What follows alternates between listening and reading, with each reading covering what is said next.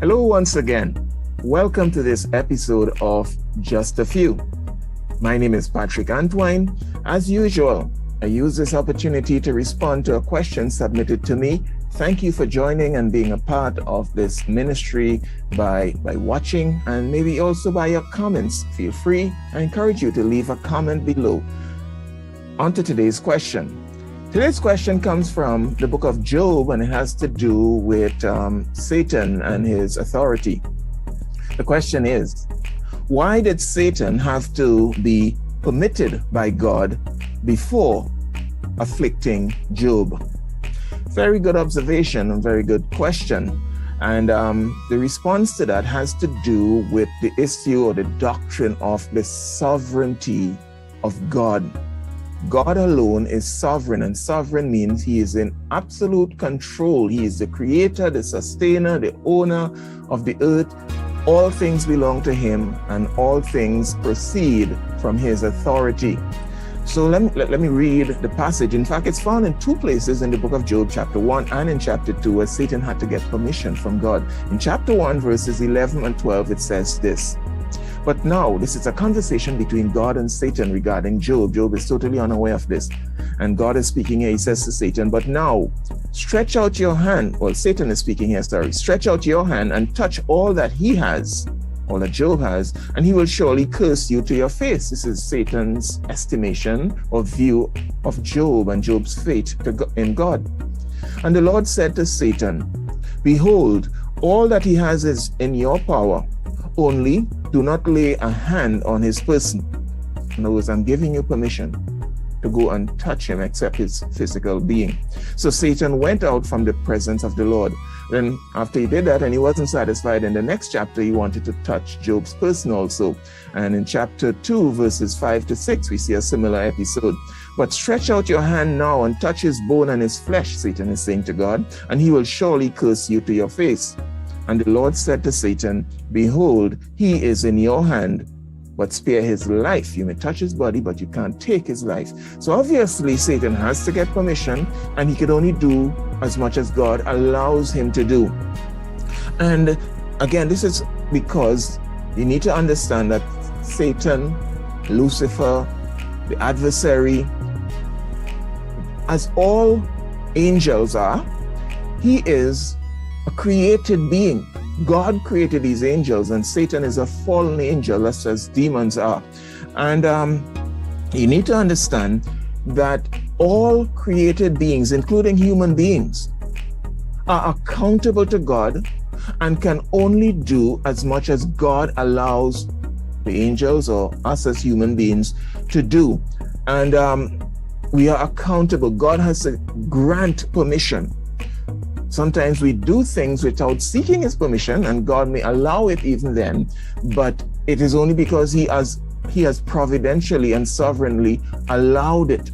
There are a few examples of that in the New Testament in the ministry of our Lord Jesus Christ. And let me touch on a couple of them first, quickly. In Luke's gospel, Luke chapter 8, verse 32, this is when Jesus was going to cast out some demons from a demon-possessed man, and the demons begged that Jesus will allow them to go into swine and not into the abyss, the great deep, the great place of punishment for demonic spirits.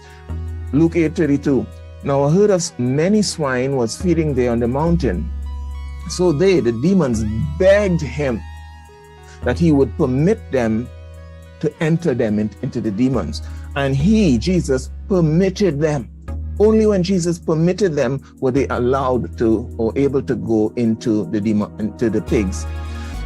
Luke chapter 22, verse 31 says, this is when the night of Jesus's betrayal and arrest and so on, and Jesus is letting Simon Peter know that Satan wants to destroy him. Peter was going to be the head of the church when Jesus departed here.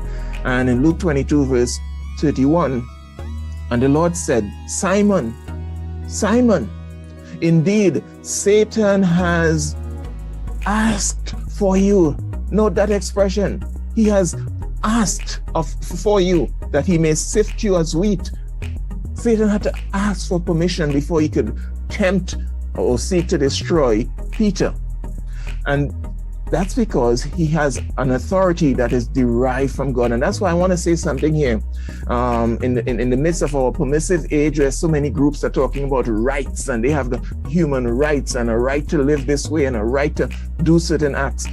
All authority to act on the earth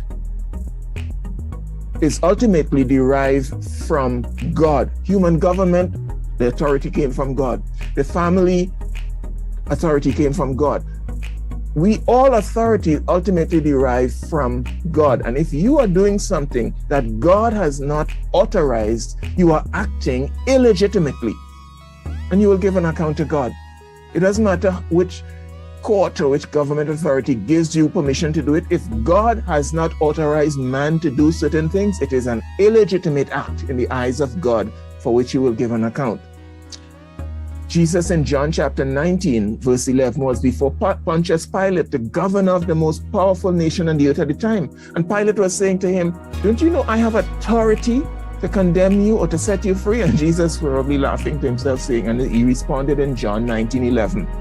Jesus answered, "You could have no power at all against me unless it had been given you from above." Jesus understood that all authority comes from above, else it is illegitimate. So when Satan is allowed even to tempt us, not even to do what he did to Job, keep in mind, God is actually giving you a vote of confidence because he is letting Satan know, I'm giving you permission to tempt this person. And God is saying to you indirectly, I know that you can resist this temptation. God will not allow you to be tempted more than you can bear. That's a vote of confidence. That's why 1 Corinthians 10:13 says, no temptation has overtaken you except such as is common to man. But God is faithful, who will not allow you to be tempted beyond what you are able, but with the temptation will also make the way of escape that you may be able to bear it. God is saying, whatever I allow Satan to do in your life, I know you can handle it. And such is the nature of God. He is sovereign. So that is why Satan had to get permission from God, because Satan is a created being and his authority is only as much as God allows him. My name is Patrick Antoine. Thank you for the question. Thank you for viewing. If you have a question, please feel free to submit it to me at the email address on your screen. And if as soon as I have the time, I'll prepare a response for you. Until the next time,